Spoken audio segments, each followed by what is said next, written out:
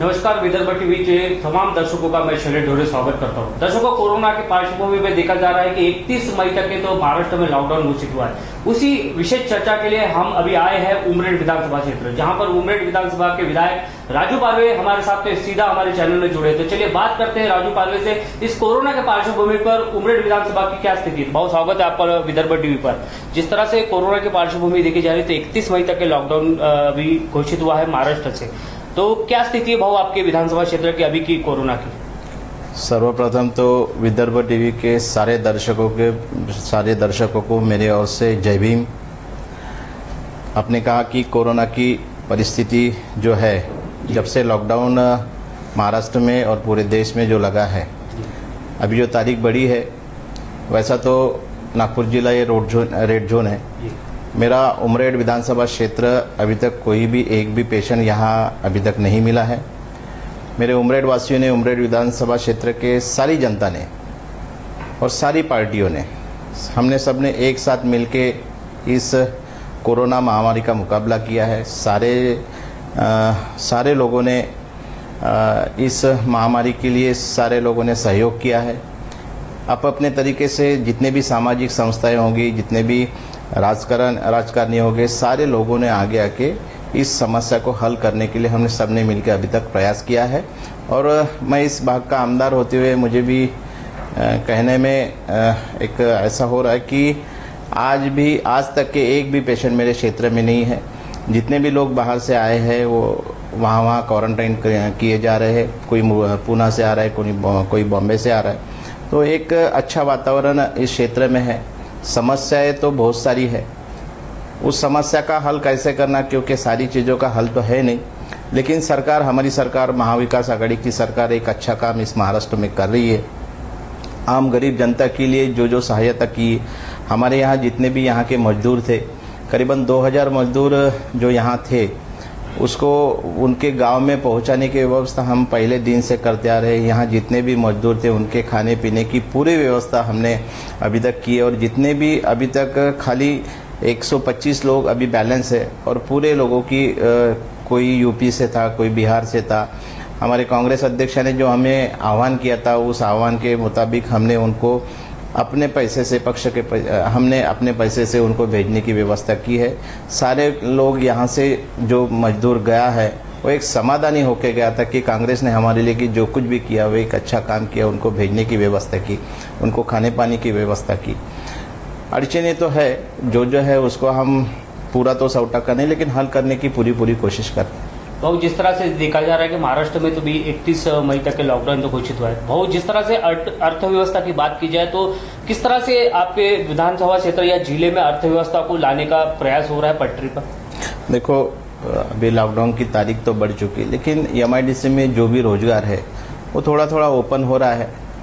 अभी तक मेरे MIDC में जो भी रोजगार की सुविधाएं थी, कुछ एक 50%, 30% लोग अभी जाना चालू कर दिए हैं। कुछ मार्केट हमने ओपन किए हैं। तो एक थोड़ी फार अड़चन तो सारी चीज़ों की है। बेचारा गरीब आदमी, बेचारा मजदूर आदमी करीबन 2 महीने से अपने घर में था। और ये अड़चन तो है, कोई किराए से रह रहा है उसकी अड़चन है। लेकिन जैसा भी समय निकलते जाएगा ये सारी चीज़ें दूर होते जाएगी। हमारा काश्तकार है, आज ग्रामीण भाग में जो भी है काश्तकार, ठीक है। अभी हमने कपास के सेंटर, अभी कल हमने करीबन 4 सेंटर यहाँ किए। कपास की दिक्कत थी, हमारा काश्तकार का कपास जा नहीं रहा था, उसकी दिक्कत थोड़े करके हल होने जा रही है। MIDC में बहुत सारे उद्योग, मैं अभी 1-2-3 दिन में MIDC के सारे कारखानदारों की एक मीटिंग लेके ज़्यादा से ज़्यादा हमारा मजदूर, हमारा कामगार वहाँ जा सके उसकी व्यवस्था कर रहा हूँ। तो आने वाले दिनों में कुछ दिन की थोड़ी दिक्कत है, लेकिन दिन अच्छे आएंगे। हम उम्मीद है कि आने वाले दिन अच्छे रहेंगे।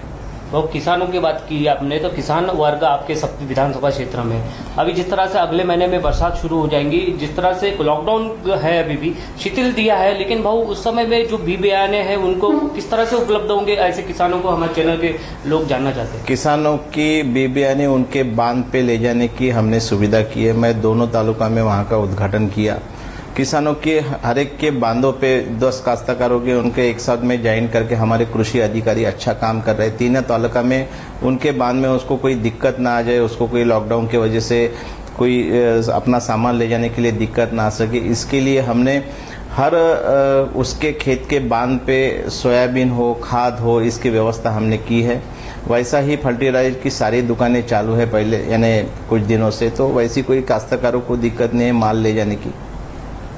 जी भाऊ, जिस तरह से अब दिखा जा रहा है कि पूरे लॉकडाउन के इस पूरे जिस तरह से 18, 19, 20 तारीख से लॉकडाउन शुरू हुआ था और अब तक के आपने सतत अपने विधानसभा क्षेत्र में उन गरजू लोगों को आपने अपने माध्यम से आपके परिवार के तहत उनको पालन पोषण के तहत आपने उनका काम किया, वो भी हमारे चैनल के दर्शक जाना चाहते हैं। देखो, हम एक लोक प्रतिनिधि है, जनता ने हमको चुन के दिया है।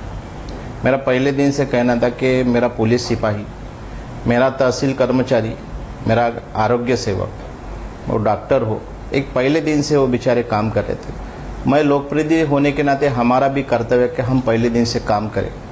कोई क्या करे मुझे उससे लेने देने नहीं रहते, लेकिन सेम डे से जिस दिन से लॉकडाउन हुआ, मैंने चाहा था कि मेरा सफाई कामगार सुबह से लेके हाथ में झाड़ू लेके गांव की सफाई कर रहा है और कोई लोक प्रतिनिधि या आमदार हो अपने घर में सोना, ये ठीक नहीं था।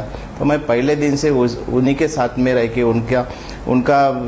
उनको ऐसा लगे कि हम अकेले नहीं है, इस प्रकार से मैं काम कर रहा हूँ। मेरे सारे सहकारी, वो यूथ कांग्रेस हो, महिला कांग्रेस हो, सीनियर कांग्रेस हो, हमारे कांग्रेस के पूरे पदाधिकारी मेरे साथ में कंधा से कंधा लगा के काम कर रहे।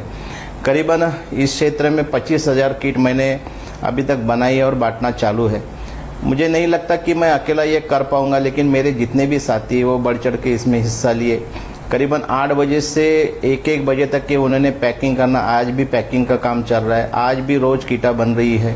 ये सारी चीज़ें हो रही। मैं उतना कोई बड़ा आदमी नहीं हूँ, लेकिन मैं सोचता हूँ कि इस समय में ये जनता याद रखी कि इस समय में अपने साथ में कौन था, अपने साथ में कौन खड़ा था, ये जनता भूलने वाली नहीं है। ठीक है, सारे लोगों को करना तो मुमकिन नहीं है, लेकिन जितना हो सकता है हम उतना करने की कोशिश कर रहे हैं। आपके विधानसभा में फॉरेस्ट बहुत सारा है और जिस तरह से करंडला एक बहुत बड़ा आपका अभयारण्य है, वहाँ पर देखा जा रहा है कि अभी टूरिस्ट लोग आना बंद है, लेकिन वहाँ के जो टैक्सी जिनकी चलती थी, वहाँ पे जो रोजगार चलता था, अभी उनके रोजगार के बहुत बड़े अभी इस समय उनके परेशानियों का दौर चल रहा है। तो वो उनके लिए कोई आपके दिमाग में कोई प्लानिंग? ऐसा है कि सारी टैक्सी वाले, जिप्सी वाले लोग आए थे, उन्होंने निवेदन भी दिए मुझे। सारे अभी इस विधानसभा में जितनी भी टैक्सियां बनती उन सारे लोगों को मैंने किराना किट दिया है, अनाज किट दिया है, लेकिन इससे कुछ होता नहीं, उनका रोजगार गया। ऐसे बड़े से व्यापारी है जिनका रोजगार गया है, लेकिन उनको समाज संस्था के माध्यम से उनको भी कुछ मदद हमने की है, लेकिन ये मदद कोई पूरी नहीं है। मैं भी चाहता हूँ कि गाइड लोगों को पूरे महाराष्ट्र में जो जितने भी गाइड अभी बेरोजगार हुए उनको शासन के माध्यम से कुछ ना कुछ मिले। इसके लिए मैं सीएम साहब को एक लेटर दिया, उनसे आने वाले दिनों में बात भी करने वाला हूँ। बहुत जिस तरह से अब लॉकडाउन का 31 मई का यहाँ पर घोषित हुआ है, थोड़ा शिथिल हुआ है नागपुर जिला में, तो जिस तरह से आपके विधानसभा क्षेत्र में अभी की फिलहाल की अभी दुकानों की क्या स्थिति है, बहुत छोटी दुकानों की क्या स्थिति है, आपके माध्यम से आपने किस तरह की? करीबन 4 दिन हो गए। 4 दिन के पहले हमने यहाँ मेरे सारे अधिकारियों की मिलकर हमने निर्णय लिया था कि कुछ व्यापार, जो भी व्यापार हो, छोटा व्यापार हो, बड़ा व्यापार हो, जब तक कि हम खोलते नहीं तो तब तक के लोगों की जो दिक्कतें थी, छोटे छोटे सामान के लिए अभी 2 महीना हो गया लोग घर में थे, तो हमने उमरेड, भिवापुर, कुही तीनों तालुका में व्यापार चालू कर दिया है। लेकिन सारे नियम को ऐसा नहीं किया, नियम छोड़ के हमने कुछ किया, सारे नियम को पाल के, जो नियम नहीं पाल रहे उनके ऊपर दंडात्मक कार्रवाई भी हो रही है। तो सारे ठिकानों में आज उमरेड में अच्छा काम हो रहा है, भिवापुर में, कुही में, तीनों नगर परिषद एरिया में एक अच्छा लॉकडाउन का जो भी नियम है उसको पाल के हमने 8 बजे से 2 बजे तक के कुछ शिथिलता दी है। 2 बजे के बाद में एज इट इज लॉकडाउन की परिस्थिति हो जाती है, कोई घर से बाहर नहीं निकलता और सारे लोग सहकार्य कर रहे हैं उसमें। लास्ट सवाल भाव, जिस तरह से अभी तक के लॉकडाउन की इस घड़ी पर, कोरोना के पार्श्वभूमि पे सभी लोगों को हिदायत दे रहे कि घर में रहे, सुरक्षित रहे, आपके सवाल, लास्ट सवाल में क्या हिदायत देंगे उन लोगों को जो अभी भी कोरोना को मजाक समझ रहे हैं? नहीं, ये तो पूरे देश में हमारे पंतप्रधान हो, हमारे मुख्यमंत्री बार बार सामने आके बोल रहे कि घर में रहना। मैं भी इस बात का आमदार होते हैं, मैं सारे विधानसभा की जनता को बोलता हूँ, घर में रहना है, सुरक्षित रहना है, नियम अपने को पालना है, कोरोना के साथ में जीना सीखना है। ऐसा नहीं है कि अपने उमरेड में सारी चीज़ें ठीक है तो अपन कुछ भी कर ले, ऐसा नहीं है। अपने को आने वाले दिनों में कोई चीज़ बता के आने वाली नहीं, अपन अपने खुद की जो सुरक्षितता है वो करना ही पड़ेगा आपको, अपने को। तो मैं हाथ जोड़ के मेरे विधानसभा की जनता को बोलता हूँ कि कुछ दिन के लिए अपने को और जो अभी तक अपन ने अपनी क्षमता दिखाई, उस क्षमता के माध्यम से ही मैं सारी जनता को आह्वान करता हूँ कि लॉकडाउन का नियम अपन पाड़े। अपन जितने भी सारी चीज़ें चालू किए उसमें अपना सहयोग तो दे रहे, लेकिन जो 2 बजे के बाद में जो बंद रहता है उसमें अपने घर में रह के सुरक्षित रहिए, यही मैं आपसे सबसे विनती करता हूँ। धन्यवाद भाऊ, आपने अपना बहुत कीमती समय दिया और हमारे विदर्भ टीवी पे आपने इस लॉकडाउन की घड़ी पर कोरोना के पार्श्वभूमि पे जो सारे आपने किए हुए उपाय और आने वाले समय में किस तरह के 31 मई तक के बाद में जो परिस्थिति जाएंगे उसका पूरा आपने विदर्भ टीवी पे हमारे तमाम दर्शकों को उसका जायजा बताया। धन्यवाद भाऊ। थैंक यू, धन्यवाद। तो दर्शकों, ये थे उमरेड विधानसभा क्षेत्र के विधायक राजू पारवेज, जिन्होंने इस कोरोना के पार्श्वभूमि पर जिस तरह से लॉकडाउन 31 मई तक के महाराष्ट्र सरकार ने बढ़ाया, उस पर विधानसभा के क्षेत्रों का पूरा जायजा हमारे विदर्भ टीवी के दर्शक बताया। और भी खबरों से हम रूबरू होंगे, तब तक के कैमरा पर्सन विकास जी के साथ मैं शैलेश ढोरे, विदर्भ टीवी, उमरेड।